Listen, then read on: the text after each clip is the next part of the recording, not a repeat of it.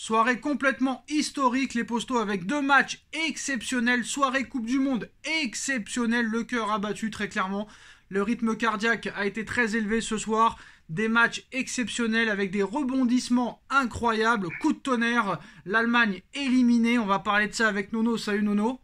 Salut Sacha. Alors autant Japon-Espagne que Costa Rica-Allemagne, il y a eu des choses qui se sont passées dans ce match totalement incroyable, des matchs équilibrés comme pas possible, des surprises comme pas possible. On va commencer avec le Costa Rica qui est battu par l'Allemagne. L'Allemagne a remporté ce match 4-2 après un match totalement fou. Gnabry qui ouvre le score à la 10e minute.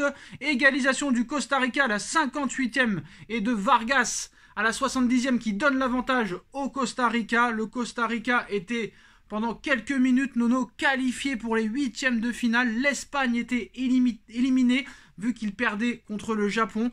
Et l'Allemagne a fait une remontada.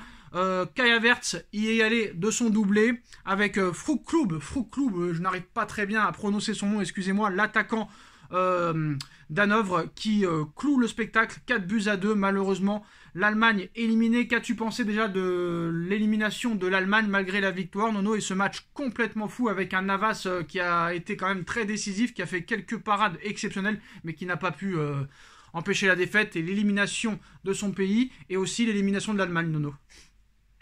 Pendant 3 minutes, on a cru à l'espoir du Costa Rica. Je te dis franchement, les Allemands avaient vraiment la tête dans les chaussettes.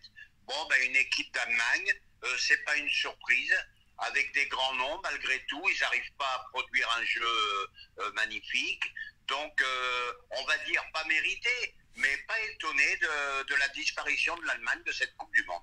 Après, bon, c'est pas un jeu exceptionnel qu'on demande, mais très clairement, il y a même des équipes qui ont eu du mal dans le jeu, qui ont quand même fait le travail, qui se sont qualifiées. Mais là, très clairement, l'Allemagne déçoit. L'Allemagne a déçu en 2018, elle déçoit en 2022.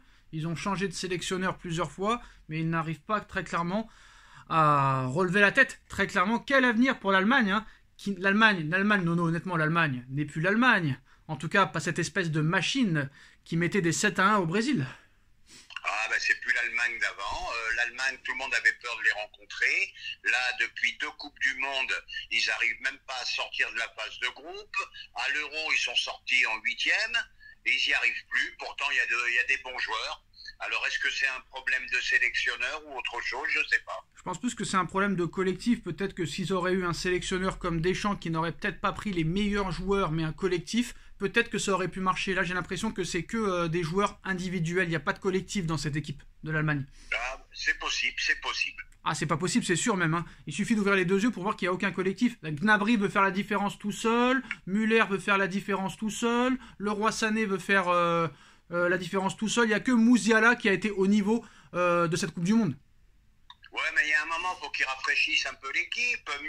Müller, maintenant, il arrive encore à sauver les meubles au Bayern, mais en équipe nationale, c'est un fantôme. Voilà. Faut miser sur les jeunes à un certain moment.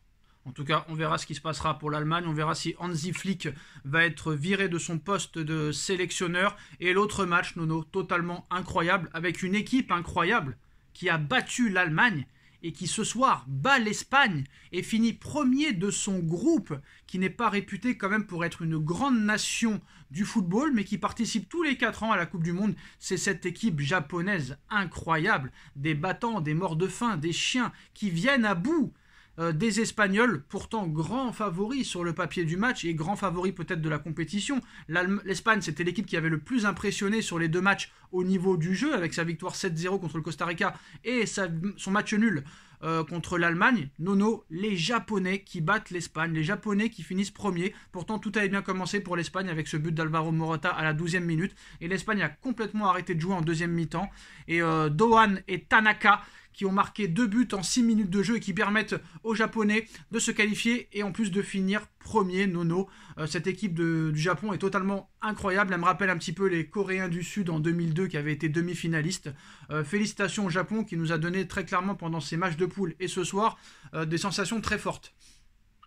Comme tu as dit, tu as eu la véritable expression des morts de faim, surprenant. Ils ont été battus par l'équipe la plus faible du groupe et ils ont tapé les 2 gros. Bon, maintenant, je vais dire autre chose. Victoire méritée. Très déçu de l'Espagne. Très, très déçu. Pas de vitesse, pas d'intensité. Je ne sais pas ce qui s'est passé. On a peut-être été trompé par le premier match contre le Costa Rica où ils en ont mis 6. Et là, je vais te dire, bon, ben, je dois l'avouer, je change d'avis. Là, il m'impressionne plus du tout. Et maintenant, je donne un petit avertissement aux Français.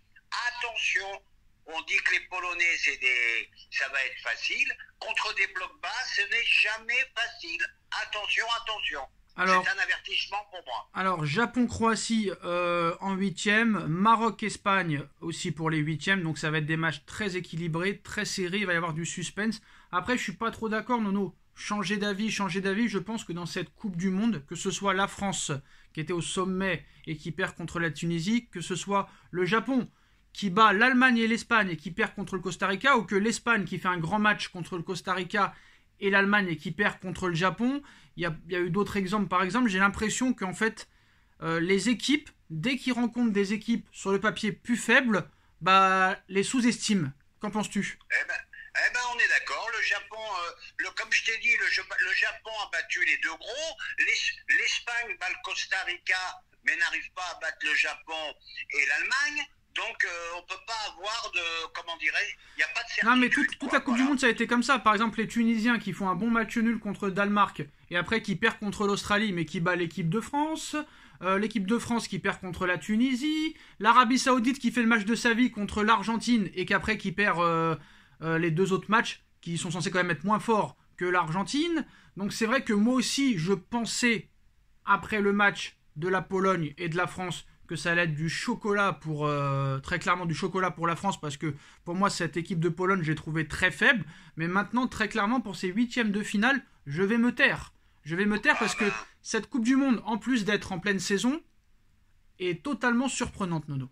Ah bah Sacha, faut mieux se taire, tu as raison. Voilà. Faut mieux se taire, tout peut arriver dans cette Coupe du Monde, c'est incroyable. Et je change pas d'avis, contrairement à toi. Je pense que l'Espagne est grandissime favori, sauf que voilà, je pense que l'Espagne a sous-estimé le Japon et le Japon a fait le match de sa vie. Et le Japon aussi a sous-estimé le Costa Rica, alors que contre l'Allemagne et contre l'Espagne, ils étaient quand même outsiders et qu'ils ont gagné. J'ai l'impression que dans cette Coupe du Monde-là, les outsiders vont surestimer leur adversaire et les favoris vont sous-estimer leur adversaire. Moi, je vais même aller plus loin que toi. Je pense qu'on peut assister à une grosse surprise sur le vainqueur final de cette Coupe du Monde. Ah bah, vu l'homogénéité des huitièmes de finale, tu auras quelques surprises déjà en quart, quoi qu'il arrive. Mais cette équipe japonaise, je la vois aller très très loin parce que c'est des morts de faim. S'ils sont jamais battus. Quel mental.